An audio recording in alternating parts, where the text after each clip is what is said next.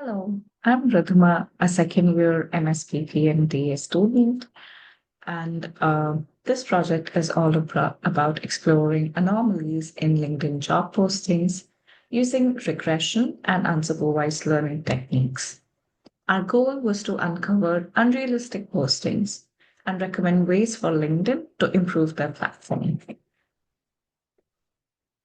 Diving right into the results, using regression residuals, we flagged 4% of postings as salary outliers. The result was skewed towards overpaid roles.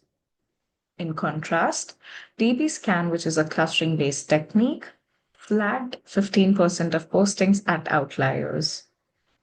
These complementary methods revealed both global and localized salary irregularities. Um, both the methods flagged both the methods had full-time roles dominating the outlier class. What was interesting was that ATB scan also flagged around 50% of part-time postings at outliers. Looking at the results geographically, there are states like California, New York, and Texas that showed consistent outliers across both the methods, which was expected since these states had a high volume of job postings as well.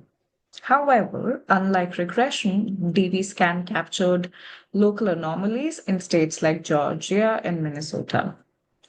Um, there were few states like New Hampshire or Mississippi, which had almost 100% outlier rates under DB scan, but that was only due to the fact that they had low number of job postings, which highlights DB scan's limitations in operating in sparse regions.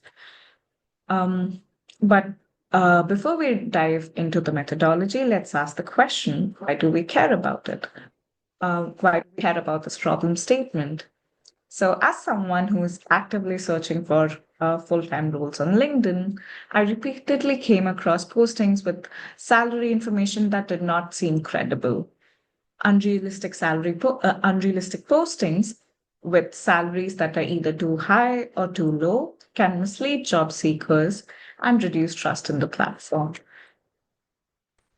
Um, uh, Hence, I worked with the Kaggle dataset, uh, which scraped postings between the years of 2023 to 2024, giving us approximately 123K job postings. But due to missing or incomplete data, we could ultimately only work with 8,000 postings. Uh, the first methodology that was performed to do the outlier analysis was regression. Uh, Regression was used to fit the data, and residuals were calculated between the actual salary and the predicted salary. Any the any residual that was beyond two standard deviations from the mean was flagged as an outlier. This slide summarizes how I improved the regression results across iterations. The baseline used basic features like pay period and work type and gave us an R square of zero point 0.5. Over iterations, I added more engineered features like salary per view.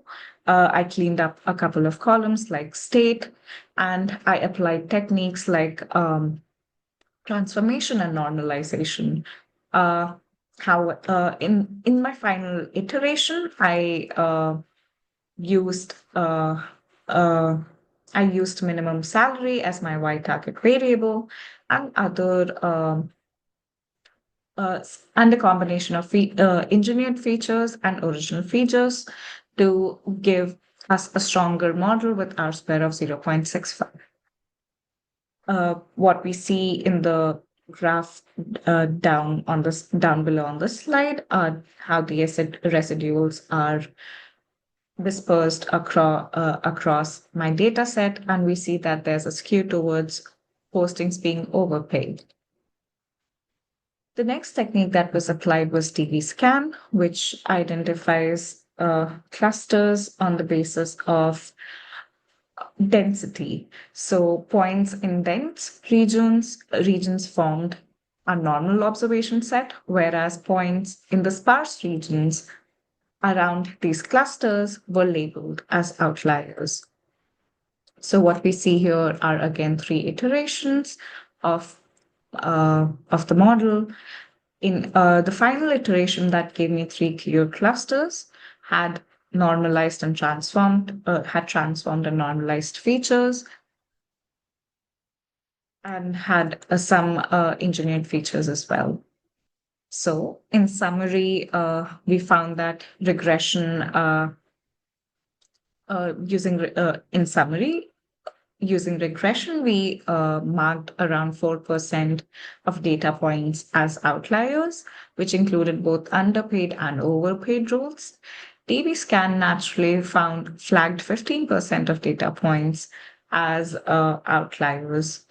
There are there are states like California, New York, and Texas that had high outlier postings across both the methods, and part-time roles also had significant outliers under the DB scan method. With these insights, we recommend LinkedIn implement. With these insights, we recommend that LinkedIn implements other such models to validate their job postings before it is opened up to the marketplace, perform salary validation checks, and prompt companies to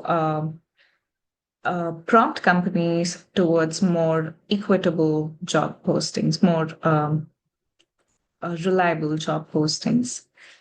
Moving forward, we see several ways to strengthen this work.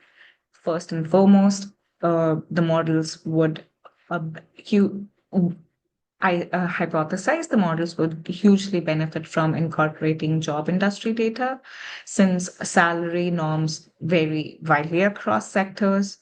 Second, the data set had features like job titles and descriptions, and they would benefit from context-based NLP to standardize and categorize job titles and job descriptions. Finally, building ensemble models is proposed to combine techniques like regression and clustering and NLP as just discussed. With that, I thank you for listening to this presentation.